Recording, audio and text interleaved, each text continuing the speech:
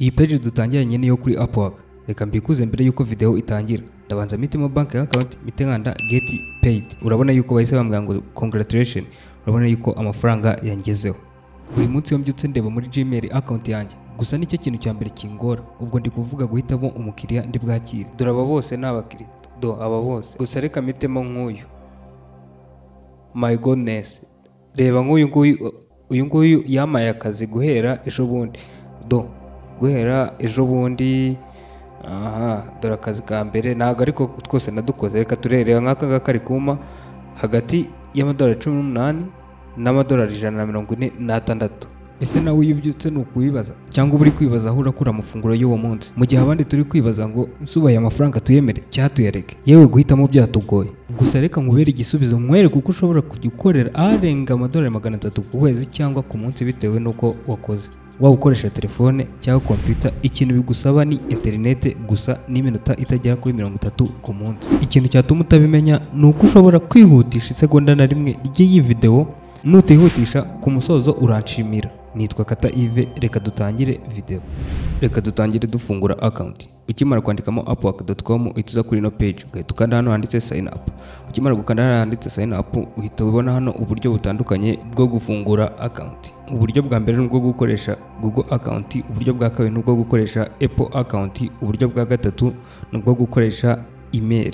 Reka twebwe dukoreshe uburyo bwa email. Numara kuyishyiramo uhita ukanda hano handitse continue with email. Hano barahita batubwira ngo complete your free account setup. Hano noneho tuba tugiye kwandikamo amazina tuzakoresha yacu. Impamvu nari kugaragaza amazina hano nuko ari umuntu yambwiye ngo mukorere. Nawe niba ushaka yuko mukorera wanyandikira nkaba nagukorera. Nomero zanjye ushobora kuzikura muri description ya channel cyangwa se ukanyandikira uciye ku rubuga rwa Instagram. Naho hose mbamari. Hano noneho ugahita uhitamo igihugu urimo. Umuntu ndi gukorera ari muri Spain. Hano hasi ugahita uhitamo work as a freelancer. Hano ikintu cyo gikurikiyeho uhita uza hano hasi handitse username, ugahita uhitamo izina uzajya ukoresha, ugahita wemeza na tuno tu option tubiri. Iyo umaze kuzuza tuno tu option tubiri twose uvuga yes twose wemeza aya mategeko n'amabwiriza yabo, uhita ukanda hano handitse create my account. Step ikurikira uhita verifyinga account. Ujya kureba code bakohereje kuri ya email wakoresheje, ugahita uverifyinga email yawe. Iyo umaze kuyiverifyinga rero tuba tugeze kuri etape ikomeye cyangwa se etape twavuga y'ingenzi kurusha izindi zose. Iyi step tuba tugezeho niyo usettinga profile cyangwa se niyo ushyiramo imyirondoro yawe yose uzakoresha uzakenera kuri uru rubuga rwa Upwork. Uhita ukanda hano handitse continue. Ukimara gukanda hano handitse continue bahita bakubwira ibintu hano ugomba kuzuza, kandi ibi bintu ugomba kubyuzuza neza utibeshye nta nagakosa kajemo. Urabona yuko ubwa mbere ngo fill out your profile through and create submit to your profile, you receive email within 24 hours. Ibi ngibi byose nyine nkurikira wowe turabinyuranamo mwereka uko bikorwa. Ugahita ukanda hano handitse start my profile. Aha hantu urahitondera cyane. Niba usanzwe ufite profile ya LinkedIn hano birakorohera cyane. Hano nta n'ibindi bintu byagusaba gusettingamo, ariko twebwe reka twikoreshereze manuel cyangwa se ku muntu udafite account kuri LinkedIn.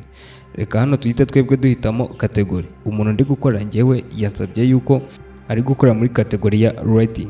Hano nyine uhitamo category yose ushaka. Niba utazi ibintu bya category wanyandikira nkagufasha nkanabigusobanura, nkanagufasha guhitamo category ushobora kuba wakora nkuko nk'uyu nguyu ndi gukora nawe nabimufashijemo. Gusa ama category nyine abatandukanye. Umuntu wese ikintu cyose ukora cyangwa se ikintu cyose wize hano ushobora kwisangamo, ntugire impungenge. Noneho iyo umaze guhitamo category uzajya ukora uhita uza hano muri what skills do you offer client. Umuntu ndi gufasha yambwiye ngo nze kumuhitiramo proof trading, copy editing, copywriting, content creation, resume design. Nyine ibi ngibi muri kubona nanditsemo. Ubundi hita ukanda next. Numara guhitamo skills uzajya offering. Sasa iyo umaze guhitamo category hariya hano tuhita field. Noneho hano bahita bakubaza ngo ni iyihe level uriho muri field wahisemo. Muri field runaka wowe ubwawe uri kundeba wahisemo.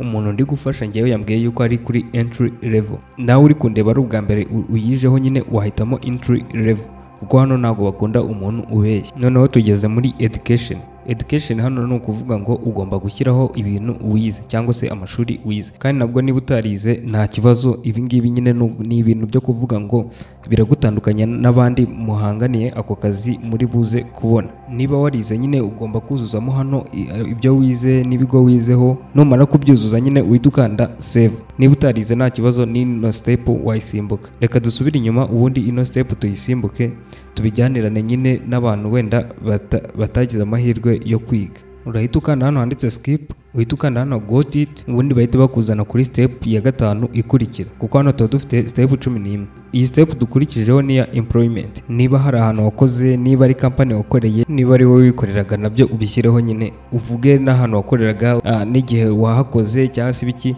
Gusa nabyo niba utarabikozeho ushobora kuvuga ngo I currently work here. Hano uzemo na description nyine y'ibintu wakoraga, ni nko kuvuga experience nyine ufite. Gusa ikiza n'ubundi nino step nayo ushobora kuyisimbuka. Reka dukande cancel nayo tuyisimbuke, ubundi dukomeze mu bindi. Step ya 6 ni language.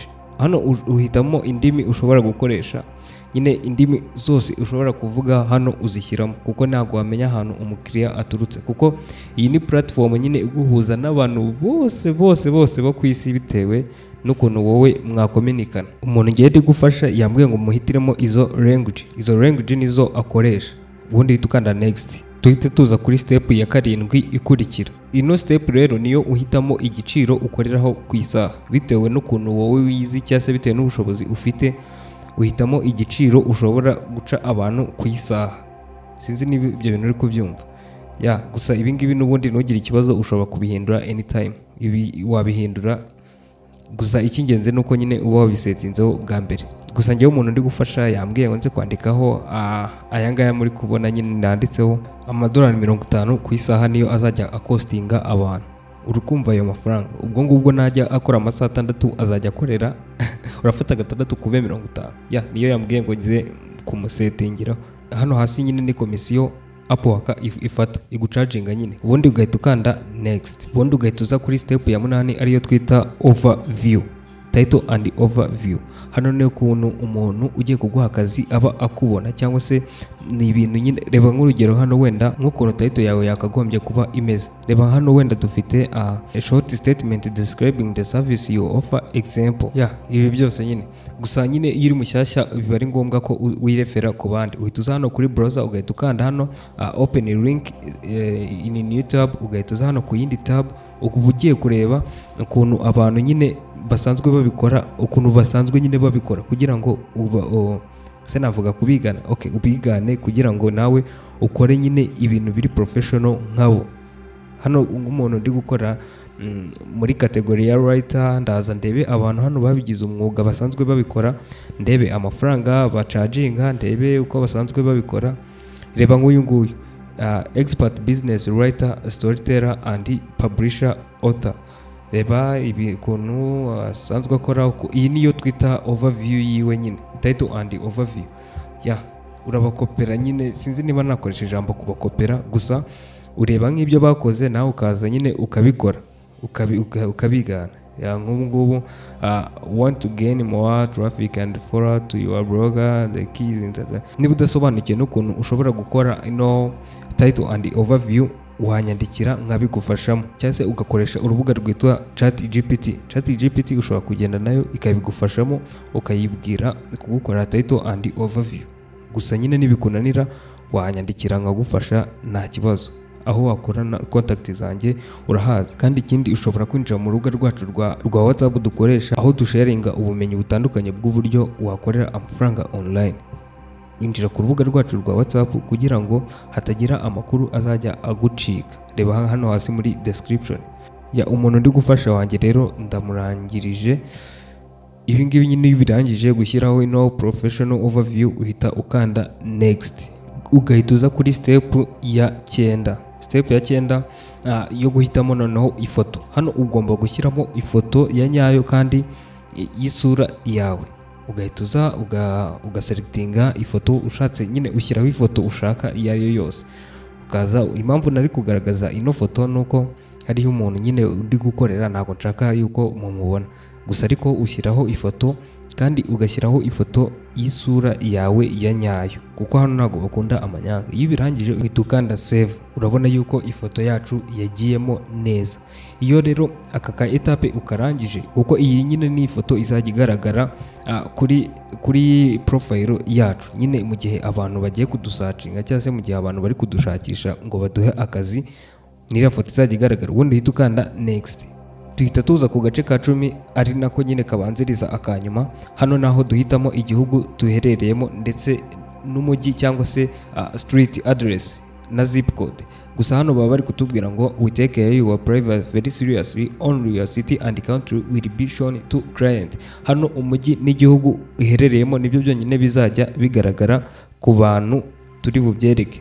Nyine hano babifata very serious. Ubundi ugahita ukanda next, tuhita tuza kuri step ya nyuma ariyo ya 11 aho verifyinga telefone yawe. Hano uba ugomba kuverifyinga telefone yawe. Iyo urangije kuyiverifyinga uhita uza hano kuri no page bakubwira ngo you skipped some step, you must complete those before you can submit your profile. Hari ama step nyine uba ugomba kuzuza, ayo uba wasimbutse cyangwa se ayo uba wakoze nabi usubira inyuma ukayareba. Gusa twebwe urabona yuko nyine twamaze kuzuza profile yacu, dore iyi ni ya title and overview abantu baba babona. Urabona yuko hano twebwe twamaze kuyikora neza, urabona nyine twebwe twayikoze neza cyane.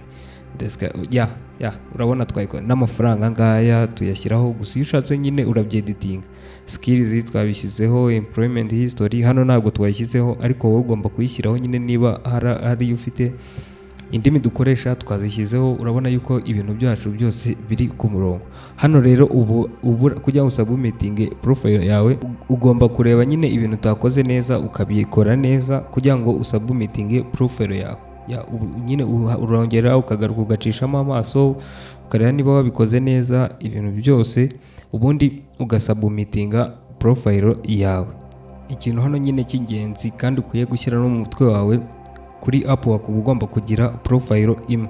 Niyo mpamvu ngewe ndi kuza hariya najya gusubmitinga bikanga, kuko nyine computer yanjye cyangwa se telefone yanjye iriho ino computer yanjye nyine iriho indi account, irimo indi account. Niyo mpamvu ngewe nari gusubmitinga hano ngo bikunde. Gusa wowe kuri telefone yawe cyangwa se kuri computer yawe hano uraza gusubmitinga bikunde, ndabizi.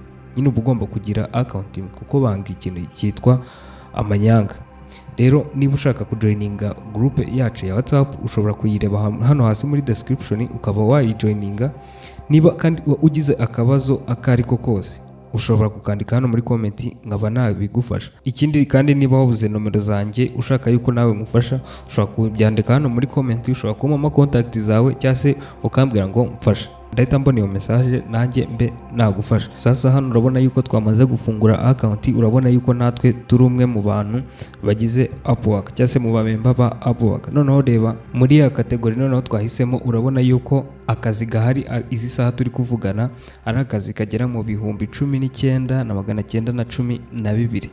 Urabona yuko nyine ubu ngubu nshatse na submitinga nkaka akazi, ariko ngiye mba ngomba gutegereza nyine bakanyishakira. Upwork rero ni rumwe mu rubuga rushobora kugutunga rwaguhindurira ubuzima bwawe bwose, gusa iyo uzi icyo ushaka. Nyine iyi Upwork irakora kandi irakora cyane. Rero niba utameze nkanjye utegereza ko banyishakira ngo bampe akazi, ukaba ushaka wowe kwishakira akazi, niba ushaka kubona iyo video y'uburyo nyine bishakira akazi, tuma iyi ngiyi yuzuza like 1000. Tuma twuzuza like 1000 ndahita mbereka uburyo bishakira akazi. Ciao mwana muri kumwe na Kata Yves, kandi wibuke gukanda subscribe. Bumwe mu bantu baratuma twuzuza like 1000 aka kanya.